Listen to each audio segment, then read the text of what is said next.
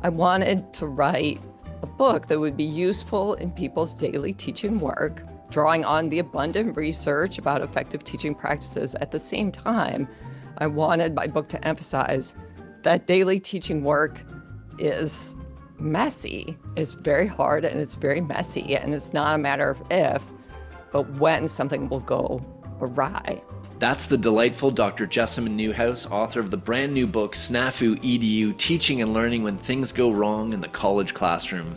Well, we've all seen the movies, right? The polished professor who captivates a room without breaking a sweat. But as many of you know, real classrooms are messier. Things go sideways often and unpredictably.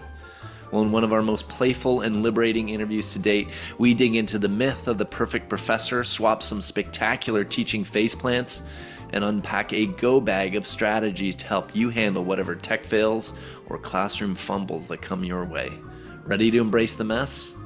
Welcome to Higher Listenings. I'd like to kick things off with a little cinematic imagination. So picture a college professor, perhaps in a movie, imagining the elbow patches, probably not a pipe because you can't smoke anywhere, it seems these days, and students hanging on every brilliant word. So maybe set the scene for us. What's happening in this sort of stereotypical ivory tower moment? Yeah. Well, first and foremost, this is a performance in every sense of the word. My biggest beef with this representation is that it so completely erases a vitally true part of teaching and learning. They're really hard. They're like really, really hard to do effectively. But in this popular representation, the educator is just a born teacher, and the classroom is completely instructor-centered, a very top-down transition model of teaching and learning that in real life is very limited and a limiting way to learn and to teach. My second biggest beef is that the way that these representations often, not always, but often reinforce gendered and racialized stereotypes about academic expertise and authority. In addition to those stereotypes, this representation, it sets unobtainable expectations for everyone. Even the most brilliant and engaging lecturer in the world, even that lecturer needs to stop and let students practice doing things in order to learn how to do things. And just as importantly, the professor has to keep learning as well. So Hollywood, please show me a professor going to a teaching conference. Show me a professor revising their syllabus because what they did a few years ago is not working as well now. I'm picturing someone from Dead Poet Society or something Boo! visiting the Center for Teaching and Learning and getting some advice from an instructional designer. That's right. Yeah, that's right. Going back to their office, like, oh my God, that tanked. What should I do next week? Or having an upset student coming to complain about a grade and figuring out what am I going to do? Like, that's what I want to see. It's possible those were in the director's cuts of those movies, and it just didn't make the final version. So I do want to leave that open. Jessamyn, you're bringing up very uncomfortable memories for me of my earliest days as a professor. The first time I watched myself on videotape and how short I fell of my own ideal of what I thought I was doing in the classroom. And what I love about this book is that you're choosing and inviting others to focus on a kind of uncomfortable space in our practice as teachers. So I want to know what drew you to this and why did you write this book and focus on these moments when the classroom, in fact, does not go so well? Yeah. Well, as a scholar of teaching and learning, I've always had in the back of my mind, how does advice and research about teaching reinforce certain norms and ideals, and not intentionally or consciously, but as discourse, as text doing ideological work in culture.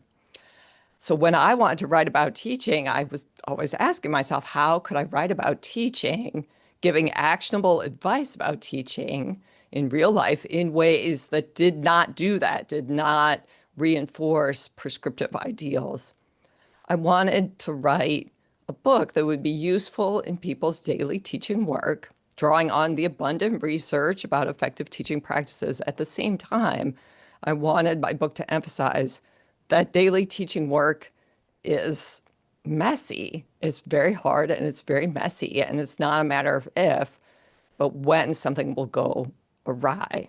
I think those of us who have experience in the classroom are routinely surprised by the kinds of unexpected disruptors or difficult moments that can unfold in a classroom. Mm-hmm.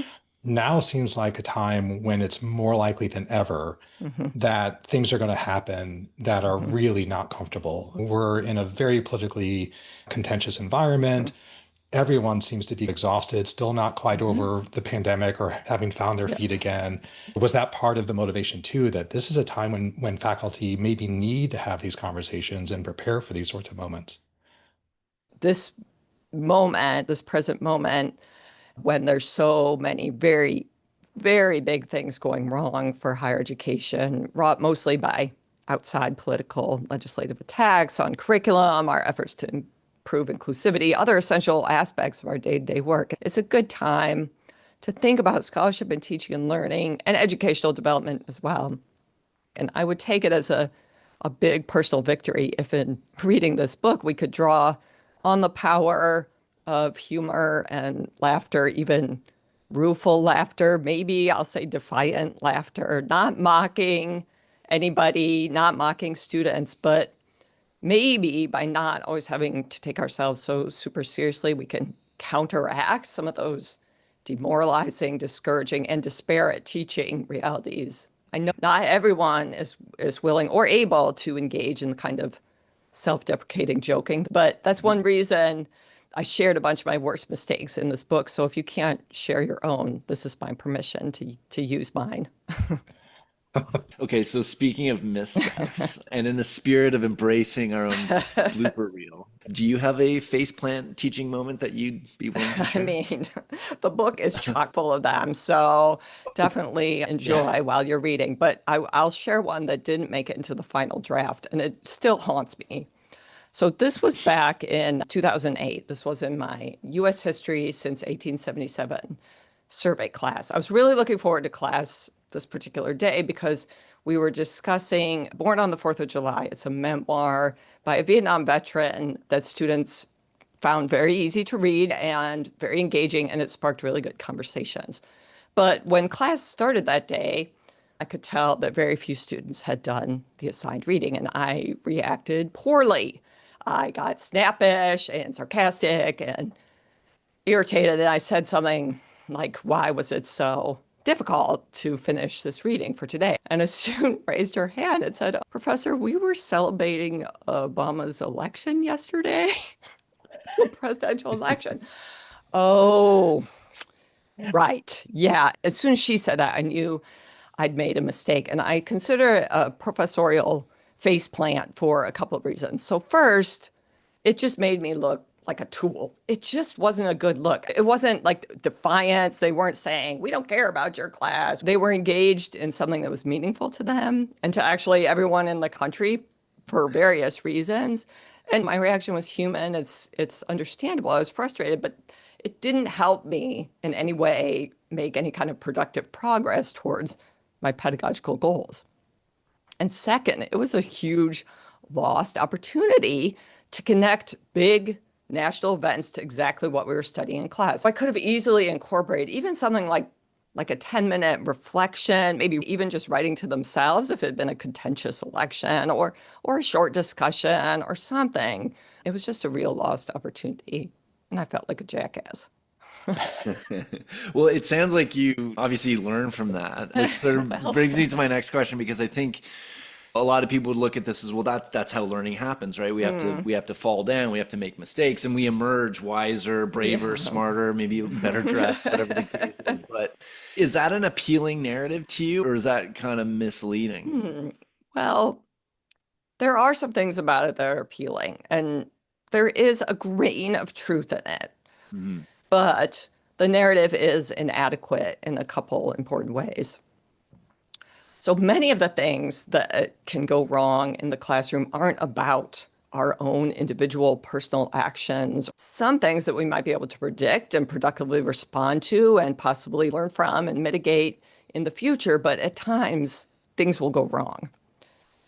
Another problem with this narrative is how discouraging it can be when we do make mistakes. So this narrative really downplays what it feels like to mess up or when our students mess up. And sometimes when that happens, there's no learning rainbow at the end of this horrible snafu. So take, for example, one that everyone teaching is almost for sure going to encounter. A student fails, your class fails. When a student doesn't make it through our class, and we know exactly how that final grade is going to weigh down their future academic career, it just plain sucks. The narrative of turning all mistakes into new knowledge is not sufficient for addressing those aspects of teaching and learning. And just one more thing I'll say about it is that this narrative plays into some of academia's worst tendencies, like over-intellectualizing our day-to-day life and fetishizing productivity above all. Like every mistake has to lead to something productive and positive. And last but not least, perfectionism. We have to fight that perfectionism. So what is the appropriate response in these kinds of cases where there's no rainbow to bring joy, to wrap the story up, where you sit with a failure of your own or of your students and there is no redemption story to find there? Well, a couple strategies that I recommend. One is talking about teaching. So talking with other trusted people about teaching, even listening to podcasts like this. We're such a closed door culture around teaching that emotional labor is really amplified by feeling stranded and alone. So finding connections, maybe off campus, friends, mentors. And then the other strategy I recommend, I hope this doesn't sound too counterintuitive, is to lean into learning. So talking about, yes, I can learn from this. Yes, there might be something to learn, but not framing it as, oh, so I made it productive, or, oh, I took the horrible bowl of lemons that was handed to me and made delicious lemonade. No, I had to choke down each lemon, sour and miserable. And because learning doesn't look like it looks in the movies, sometimes it's just this laborious slog and it's R-rated and painful because there's a lot of swearing and struggle. But because we're academics, because we do at heart love learning, that can be helpful to us when something just is bad and it's hard. What I'm getting from that too is giving ourselves some grace. And maybe we need to remind the inner voice that this is really tough work. This is not going to be the only mistake I'm going to make. Yeah. And if I have the right intention, hopefully at the end of the day, that maybe that gives me a little bit of solace to carry on and to not let that become a drag on how I view my role as a teacher or my impact, I want to shift this a little bit toward preparation and the contribution that I think you're making quite significantly to not just learning how to cope with snafus in the aftermath, but thinking about them in advance and preparing, the way you prepare a good lecture, thinking about also preparing for these inevitable moments. As Eric said, we are going to make these mistakes. Things are going to happen. So he mentioned Robin Williams and Dead Poets Society. I love that you booed that because that is such no shade to Robin Williams. Robin Williams is brilliant, but that particular depiction gets under my skin. Of course, for all kinds of reasons. It's a very problematic. We should do an episode on that where we get a bunch of faculty educators to pick it apart. I also love the movie, but ruin the movie for people like me. Ruin the movie for everyone, right. So though it's unlikely that any of us is going to be a Robin Williams in the performance sense, right? We do have those moments of flow where we're feeling it. Like we are doing our mini lecture and everything's going smoothly. Whatever you say. At least maybe it's my lens on the past of, dreamily remembering exactly. the nostalgia effect here for me. So you're having that moment and then you call on a student and you mispronounce their name and you do it again the next week and you do it again another time and they finally have had enough and they just say, that's not my name or that's not how you pronounce in front of the class, right? So here you've got this moment. What do you recommend we do to prepare for that kind of thing? First, this is a snafu that literally everyone teaching is going to experience at some point in one way or another, learning, correctly pronouncing, and using each other's names in class and in interactions with students. But let's be honest, learning names is hard. And I have to give a major shout out here to Michelle Miller's book, A Teacher's Guide to Learning Student Names. I mean, like chef's kiss. Should be required reading for everyone working in higher education.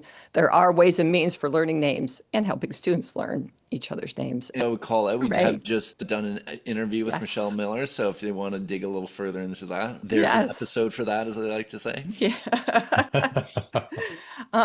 And here's where I come in, where SNAFU comes in, is there's so many ways this can go wrong. So I use two repair strategies for when I mess up a name or when a student messes up my name. And those two strategies are first, use a script, and second, apologize. When I say script, I don't mean literally a script like actors use, but I do mean having at the ready a collection of short phrases or sentences that we can use almost automatically in tense or difficult interactions or when we face plant. So script in this context, it doesn't mean memorize, but it does mean practice.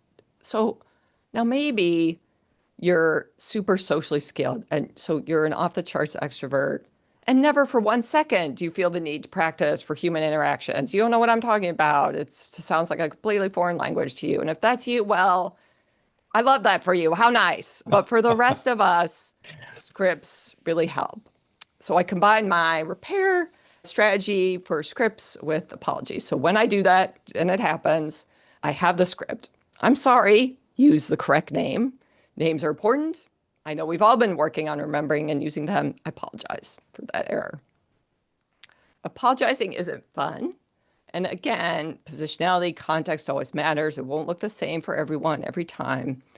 But if we can, when we mess up, a short, quick apology is an effective repair strategy. Using a script can ease that pain a little bit because it's less reactive and more automatic.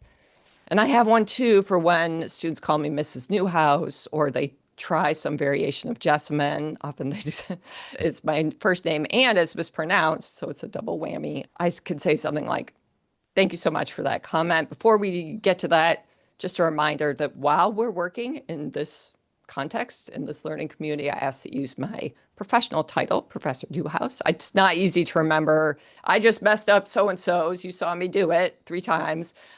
But I appreciate your effort on this. So you've been using this word repair all through this conversation. That seems quite intentional. Can you say more about why you're talking about repair? Well, first of all, it did come up with, we have a weakness for them in Scholarship for Teaching and Learning, an acronym. So it's STIR, Stop, Think, Identify, and Repair. It's just a way of framing some of the preparation we can do for when the snafus hit the fan, a reminder that in situations that pose problems, when things start to go wrong, we can often exercise some agency in the classroom, taking a beat to stop and using our big brains to think about what all might be going on, and then to approach with curiosity, try to identify all the factors, and then, when it's possible, take steps to repair the snafu. And I do just want to note here, I note it in my book, this work is not addressing the very worst case scenarios for classrooms like active shooter, physical threats. That's not a STIR moment, but I love that you picked up on repair instead of fix. And I didn't choose it just for the acronym. I thought really hard about how to normalize mistakes and missteps while avoiding that narrative we were talking about earlier. I didn't want to suggest in any way to readers that they should be delighted about messing up because, oh, it's just a stepping stone on the way to success. Barf. But so to my mind, repair strikes that right tone by suggesting patching it up as best you can. But yeah, you're still going to see where there was a break or a hole or whatever. It has a DIY flavor to it. And as I've mentioned before, I really want to normalize the fact that there are some things outside our control, outside the classroom, outside our universities and colleges that cause snafus. So it's systemic inequities. You're not going to solve all the problems that systemic inequity causes, but you can maybe make some small repairs, maybe just in 1 type of interaction or one assignment or one classroom activity.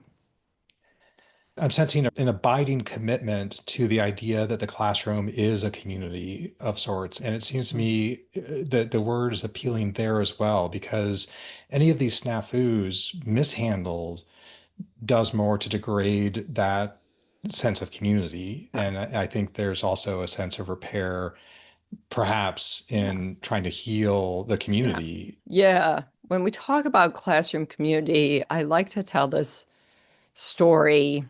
My husband started a community garden in our small rural upstate New York town. Well, the first year, first of all, it was terrible weather.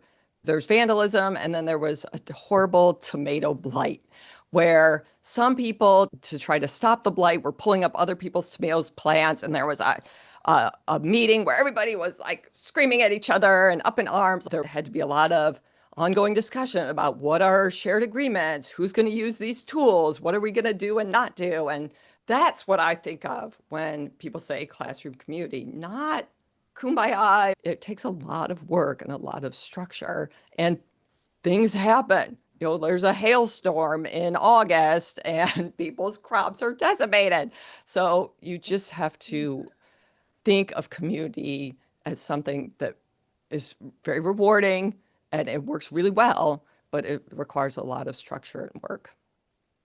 Without question, I think. And there are risks, I suppose, or threats to it. Could you say a little bit more about what you see as the triggers and how we might manage those in the classroom? Sure. I think the most important thing I have to say here, the thing that I see SNAFU really adding to our conversation, is that these 5 things I talk about, inequity, disconnection, distrust, failure, and fear, these things cause problems for learners and for educators. So I've already mentioned inequity, systemic intersectional inequity, which exists no matter how much certain politicians want to convince us it doesn't.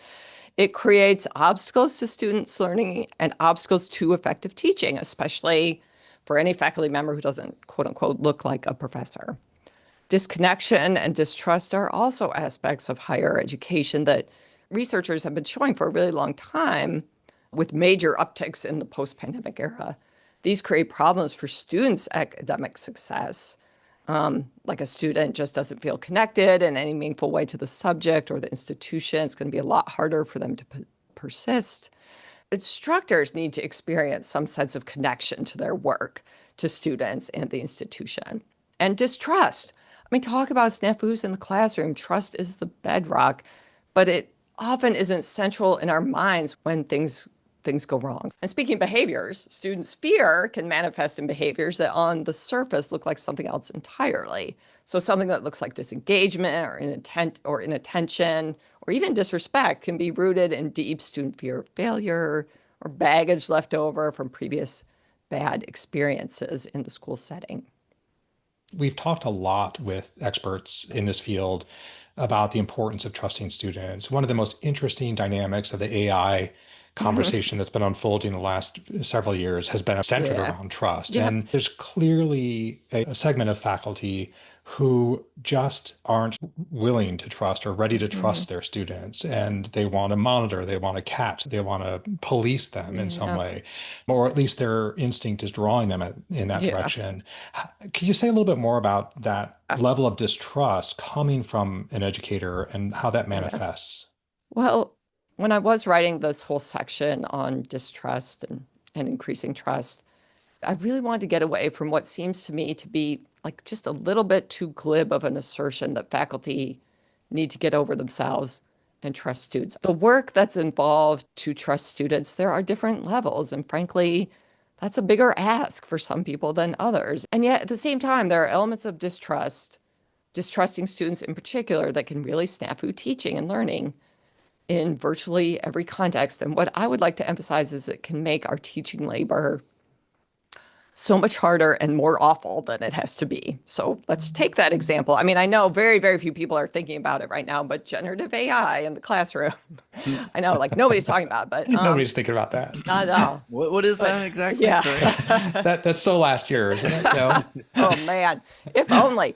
So if your starting point right now is distrust of students. So if your starting point is you assume students want to cheat, that they do not want to learn how to do the things you want to help them learn, you're in a world of hurt. Now, I'm not suggesting a Pollyannish view of students here, but let's say your starting point is assuming that most of your students want to learn how to do stuff. And I would include in that they want to learn how to adhere to the academic integrity policies of their college and university.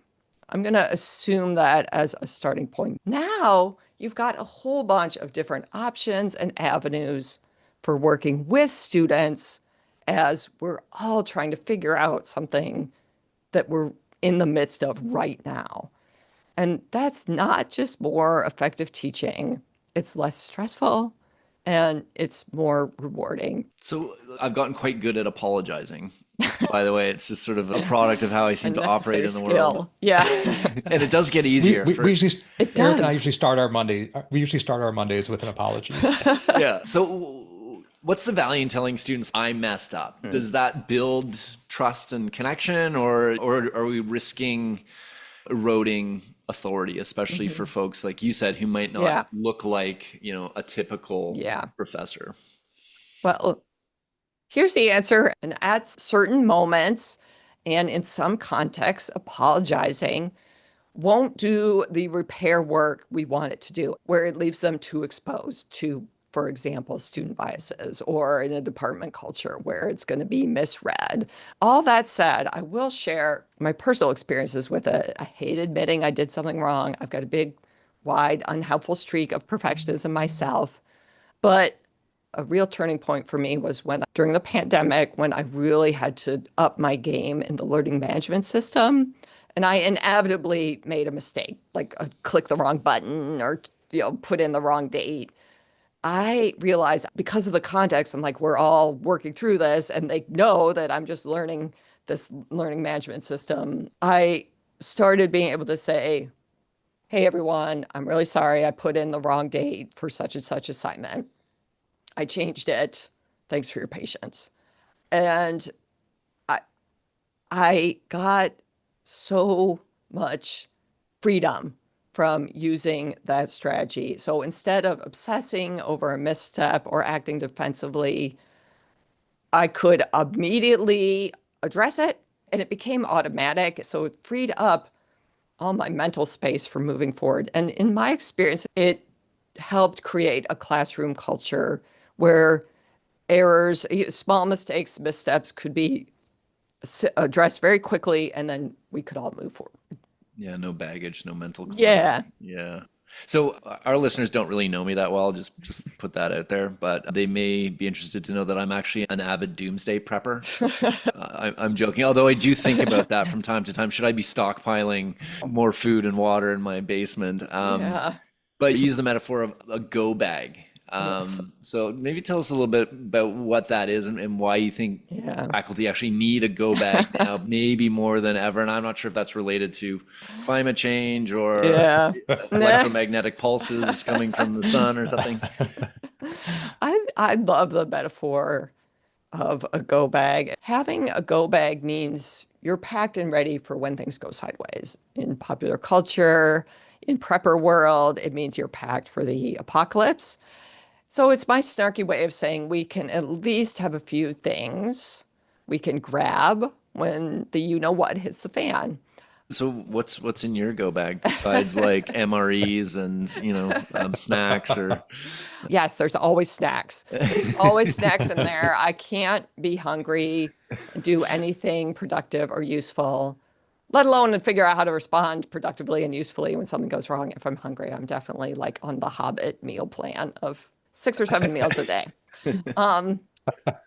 Probably the thing I reach for most often and most deliberately in my teaching go bag is the stop step of STIR. I find it very empowering and effective, just personally and strategically in a whole wide variety of circumstances in teaching and actually meetings, all kinds of interactions, to slow down and pause for thought.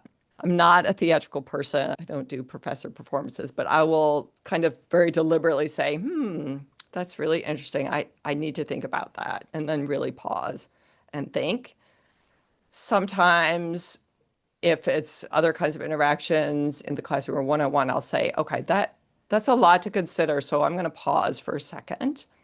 And sometimes you could do something like, I'm not really sure what a good next step is here, so why don't we all take a 5-minute break, get a snack, and I'll keep thinking and I'll come back with a plan, and so on and so forth. So taking a beat, gathering my thoughts, that's a real go-to for me. And the other one I really use a lot is the one I mentioned earlier about leaning into learning, meaning taking a look at whatever has snafu'd my success or my students' success and figuring out if there's a takeaway or, in my case, something I could go read about and possibly write about. And to be clear, sometimes the learning really is just, man, that really sucked. Like sometimes that's it. So that's why articulating, I'm a wordy word person. So sometimes even just articulating that I feel really bad about this. That might be the only learning I'm doing, but it can be really empowering so that sense of agency, what can I do and not do, to reach into that go bag, look at the mistakes, missteps, and muddles as a chance to learn. Jessamyn, thank you so much. Thank you. Yeah, thanks so much. That was wonderful. Thanks for having me. Higher Listenings is brought to you by Top Hat, the leader in student engagement solutions for higher education. When it comes to curating captivating learning experiences, we could all use a helping hand, right?